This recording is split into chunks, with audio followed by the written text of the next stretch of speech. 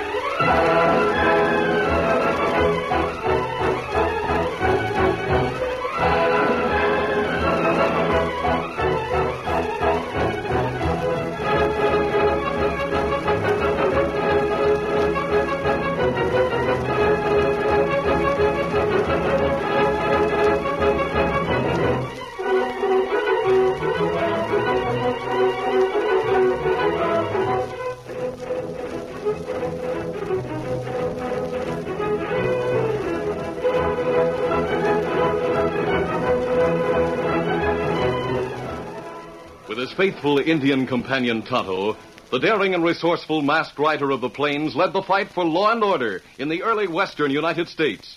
Nowhere in the pages of history can one find a greater champion of justice.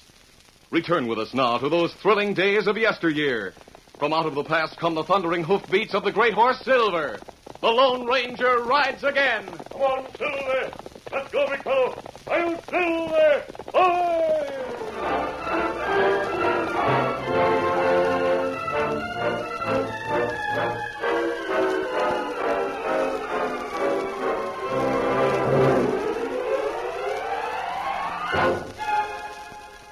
The Lone Ranger and his Indian companion Tonto had pitched camp in the hills outside of the little town of Rimrock. A short distance from their campsite, desert land stretched to the south as far as the eye could see. It was just a little before sunset, and it was the sharp-eyed Tonto who interrupted their preparations for supper. Kimasabi. Me see someone coming across desert land. Where, Tonto? I don't see anyone. You look. Off to right of Joshua tree. Over there. It looked like man. Yes, I see him now. He seems to be staggering. See him fall down. Come on, we'll go to him. Maybe him wandering desert long time. Yes, I have my canteen with me. Him not move. Look, Kimasabi. Him wear trooper uniform. Yes, I know. Perhaps a little water will bring him to. Raise him up, Tonto. You do it.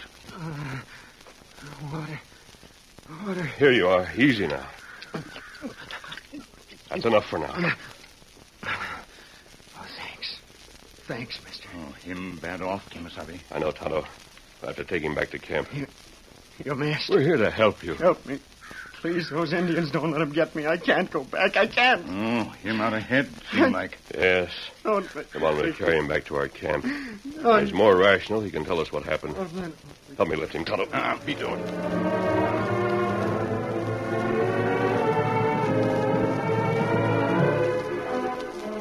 Carefully, the Lone Ranger and Tonto carried the young trooper back to their camp and nursed him through that night and most of the next day.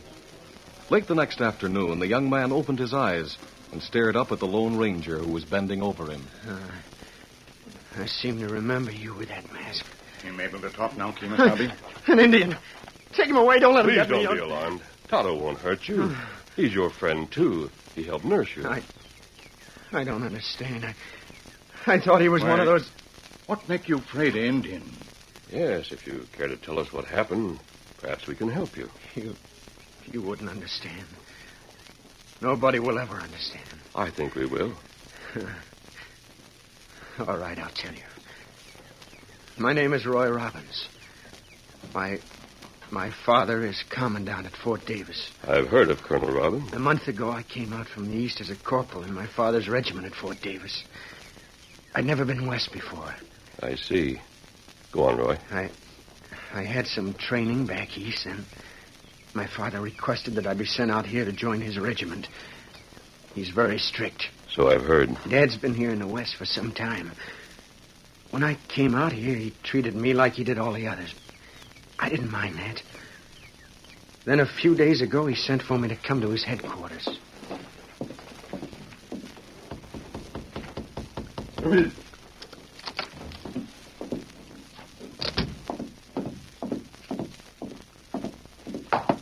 Corporal Robbins reporting, sir. Very good, Corporal Robbins. Sit down, son. I want to talk to you. Yes, sir.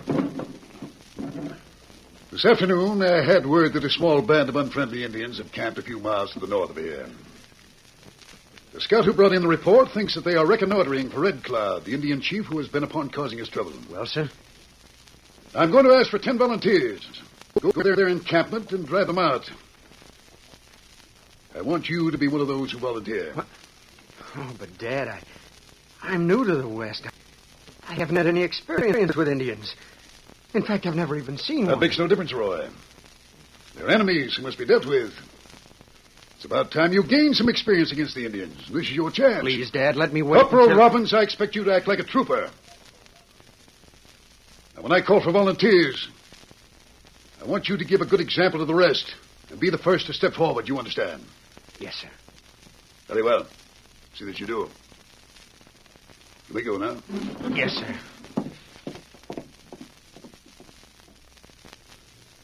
I've always been afraid of my father. Later that afternoon, when he called for volunteers, I was the first to step forward. I see. What happened after that, Roy? Well, I rode out with the other 9 troopers. Sergeant Murray was put in charge of the group. We rode most of that night. Early the next morning, the sergeant called a halt. I noticed that most of the others were a bit on edge when we stopped. Men, the place where those Indians are camped is just over that hill ahead. I plan to take them by surprise. This is the time to do it. Sarge, we've been riding all night. Yeah, we ought to rest a bit. Dawn is just breaking. They won't be expecting a raid now. I say we're going to ride in on them before they know we're here. Look, Sergeant, can't we send somebody ahead to sort of look around first? The colonel's orders are to rout them out of there as soon as we arrive. If we wait, they might... They're ready for us. Here they come over the hill. Spread out and give them all you got, men.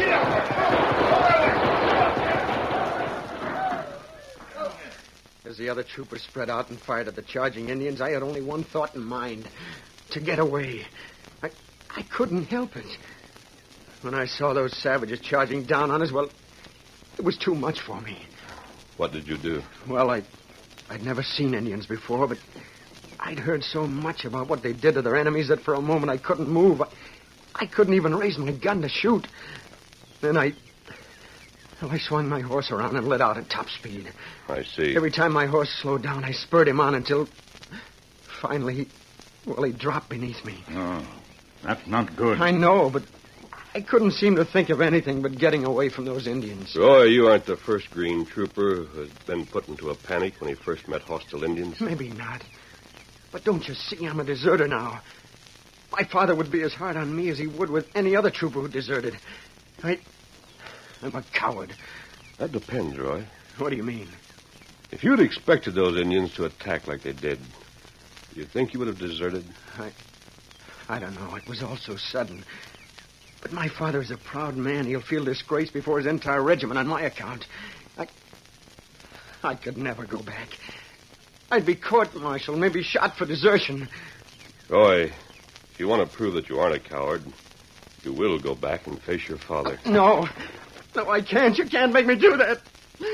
I won't go back. Here, take it easy, fella. Take it easy. Forget all this for the time being and get some rest.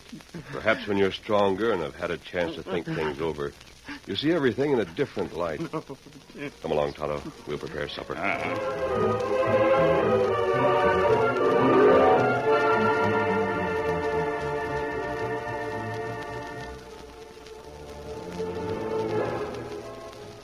Meanwhile, Colonel Robbins, Roy's father, had received a report from Sergeant Murray that his son had deserted during the Indian attack on the reconnoitering detail.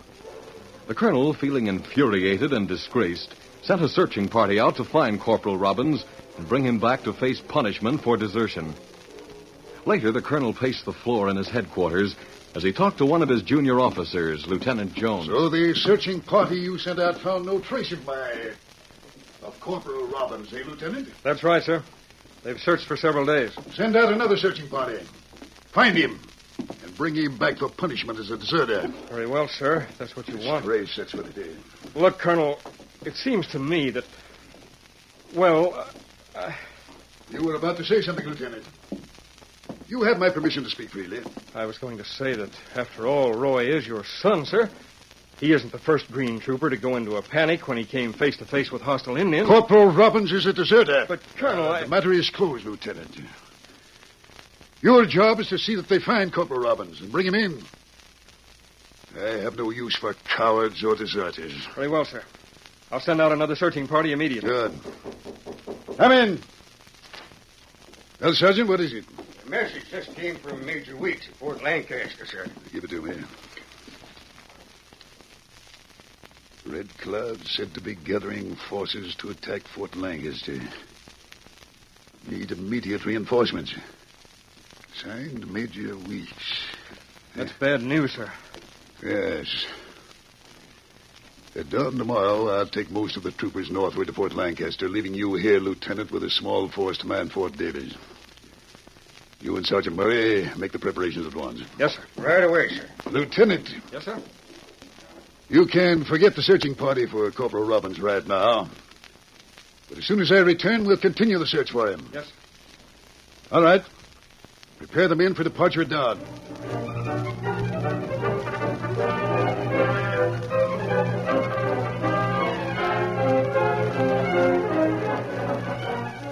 That same evening, Tonto, who had gone to Rimrock for supplies, returned to the camp where the Lone Ranger was waiting with Roy Robbins. Tonto had brought back another horse with him. Oh, Scout, fella.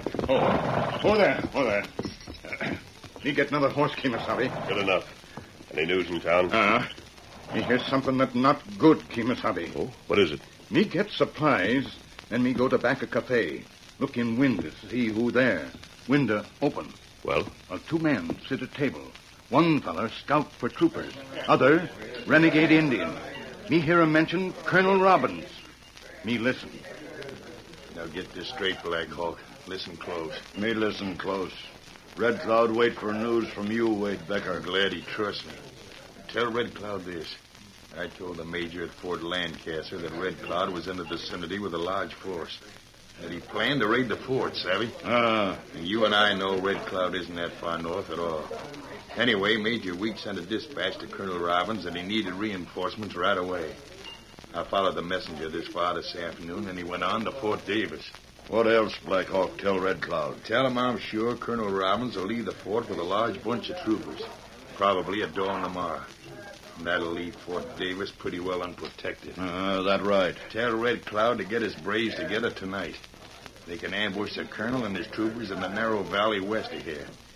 That's the only way to get to or from Fort Davis. Me know that. After the ambush, Red Cloud can move on down to Fort Davis and attack it. He won't have any trouble taking it either. Now, you better get out of here and get word to Red Cloud right away so as he can make preparations. So, renegade, named Black Hawk. Get up and leave cafe. Then me come tell you. That valley is the only quick route to Fort Davis. The mountains on either side are impassable. It would take too long to take a roundabout trail. Red Cloud is said to be in camp close to the valley. That's right. They've got to try to get through that valley before Red Cloud moves in his braves. If we don't get a warning to Colonel Robbins, he and his troopers will be massacred, and Fort Davis will be taken.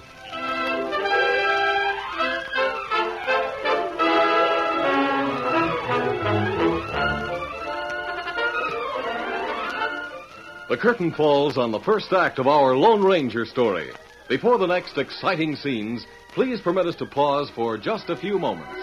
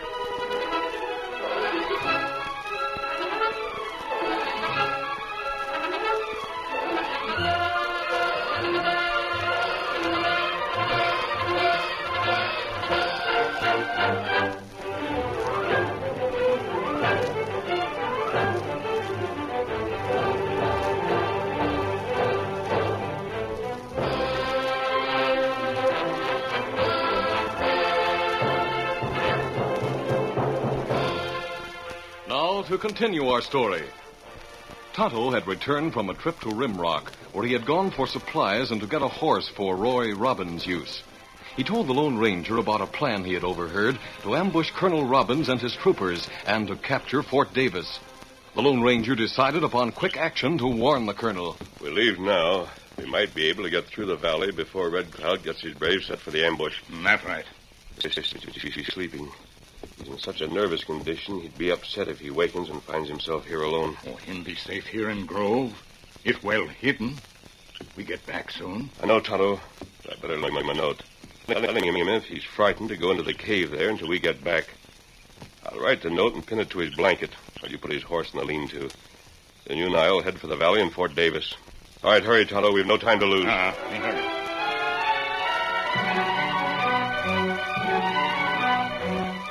A short time later, after a note had been written and pinned to Roy's blanket, the Lone Ranger and Tonto were ready to leave the camp. Let's get going, Tonto. Here, Silver. Steady, big fella, easy. All right, let's go, Tonto. Come on, Silver!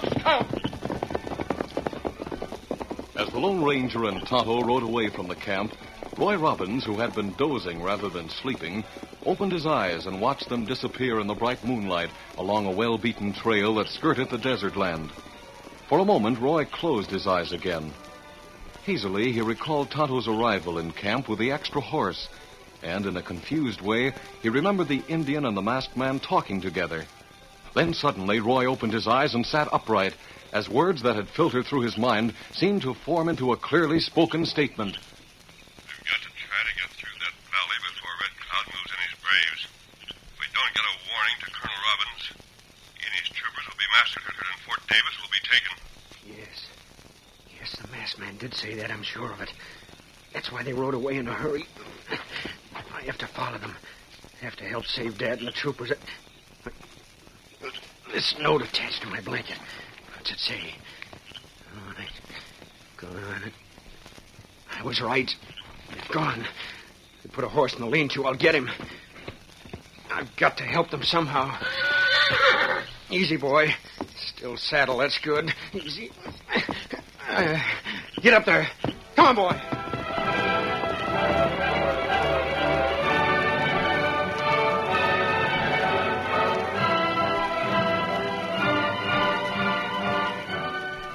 It took the Lone Ranger and Tonto several hours to reach the point where the trail entered the narrow valley.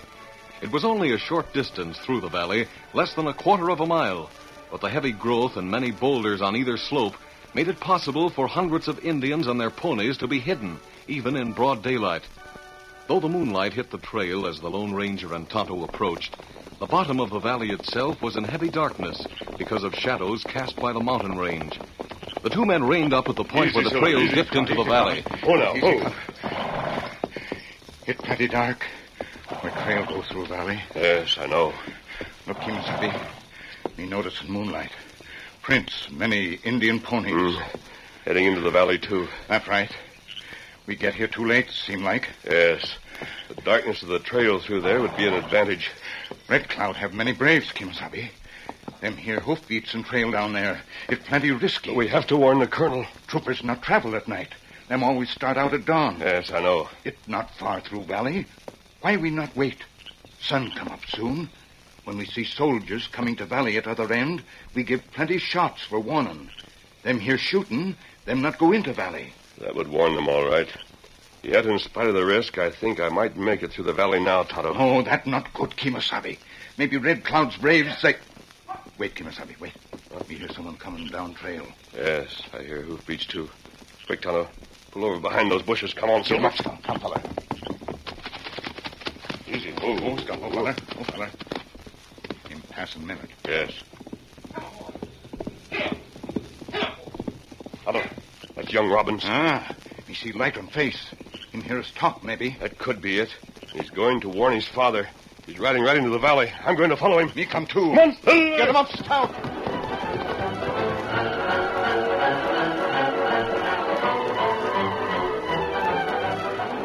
Before Roy had reached the sharp bend where the trail went into the darkness of the valley, the Lone Ranger and Tonto caught up to him. Roy Robbins, wait. Pull Silver. Oh, it's you. You keep voice low. You can't go into the valley, Roy. Indians are hidden on the slopes there. I know about the planned ambush. I heard you talk about it. I've got to warn Dad and the troopers. I've got to. The risk for you is too great, Roy. I've got to warn them. You're not afraid of Indians now? Well, Yes. Yes, I am. But I'm going through anyway. They'll be massacred. I won't let you stop me. I'm going through now. Get up there. Come on. Get him up, Scout. Instead of preventing Roy from entering the valley, the Lone Ranger, delighted that the boy was at last showing courage, decided to let him go and to ride through the dark valley with him in case his courage should fail. Tonto rode at the masked man's side. Riding at breakneck speed, the three men followed the trail into the darkness of the valley. The Lone Ranger knew that hundreds of sharp ears would hear their hoofbeats and that hundreds of sharp eyes would try to penetrate the darkness to locate a target for bullets and arrows. For a moment, there was no other sound than the steady pounding of the horses' hoofs. Then a bedlam of savage yells broke out on the slopes and mingled with a whine of bullets. Faster, Roy. Ride faster. We're almost out of the valley. I can't go faster. We've got to make it. Indians come down slopes behind us and give chase, maybe. Yes. I'll drop back a bit and try to hold them off. Oh, I'm hit. Get wounded. I'm coming. Faster, Silver. I can't go on. Steady, Roy. Trying to lift you over here on Silver with me. Steady now. Riding close beside Roy, the Lone Ranger reached out and with a mighty effort lifted him bodily from his saddle. Swing your foot over quick behind me. I made it. Hang on to me, Roy. We're almost through. Once out of here, we'll be all right. Come on, Silver. In another moment, Silver, bearing his double load, with Scout and Tonto bringing up the rear, swept out of the valley into the moonlight and headed at a fast gallop along the trail toward Fort Davis. Gradually, the shots and yells behind them grew fainter. We getting away from them, Kemosabe? I know, but we can't let up yet. Come on, Silver. Scout.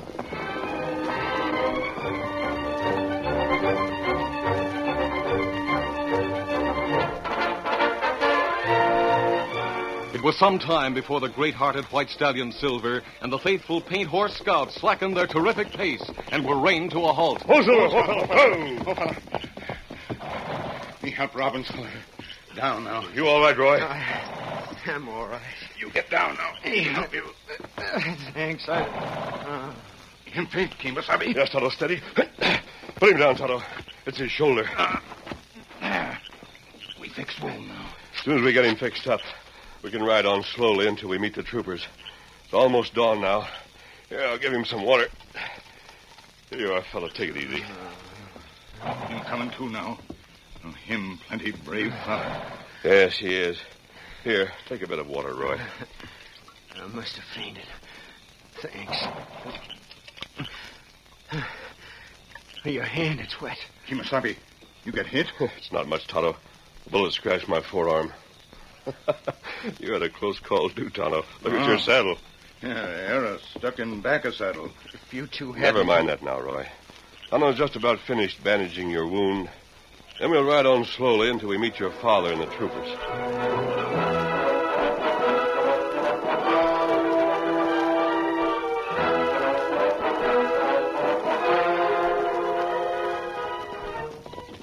An hour later, dawn had broken, and Colonel Robbins and his troopers were riding along the trail when Sergeant Murray pointed ahead and spoke. Look ahead, Colonel. Two riders coming down the trail. So there is. Moving along slowly, it seems to me. Yes, sir, I guess. Hey, looks like one of them's wearing a black mask. One on the white horse. George, I believe you're right. Halt the troop. Yes, sir. Troop! Halt! Here they come. We have you covered, mister. You'll have to give a reason why you came here masked. That's my son riding with you. Holy smoke, Colonel. It is your son riding behind the masked man. Your son and I came to warn you of an ambush back in the valley. Red Cloud had his braves waiting there. He planned to ambush this troop and then to attack Fort Davis. You get down now, Roy. Here, me help you. Thanks, Tonto. What he told you is true, Dad. You think I'd believe the word of a deserter? Sergeant. Yes, sir. Have these troopers taken into custody and returned to the fort. I can't stand a coward. Just a minute, Colonel Robbins. Easy, Silver. Believe me, sir, when I say your son is far from being a coward. He learned about the ambush, and he started through that valley to warn you and the troop, even though he was afraid. Knew it might mean his death. As it is, he was wounded, as you can see. But see here, sir. You should have known better than to send a green trooper and a scouting party against hostile Indians. Many others have become panicky when they first saw savages. Yes, I guess that's right. That's what Lieutenant Jones said to me. But see here, how do I know I can believe you? You're a masked man. Does this mean anything to you, Colonel? A bullet? Why should... This is made of silver. Yes, sir. Major Weeks spoke of a masked man who used silver bullets. Now I know. And I do believe you, sir. Thanks. I hope you'll treat Corporal Robbins like the hero he is instead of like a prisoner, sir. It takes a great deal of bravery to do something in spite of one's fear, as he did. Colonel, I'm sorry about the right way now, son, I'm not your colonel. I'm proud to say I'm your father. Oh, gosh, Dan. Easy, big fellow. Easy.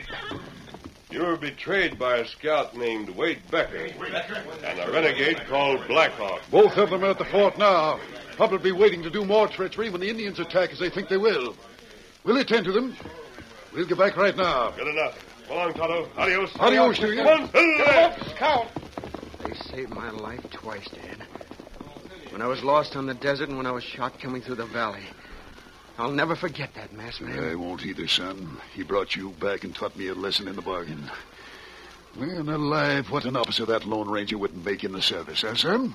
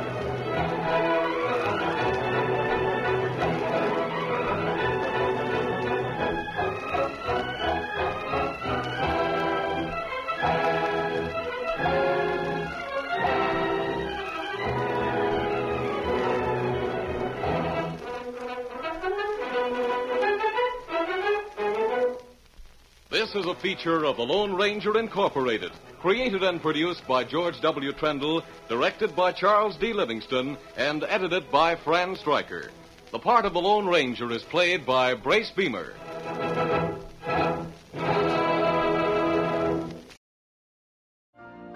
You've been listening to the OTR Gold Network. Find more classic radio at otrgold.com.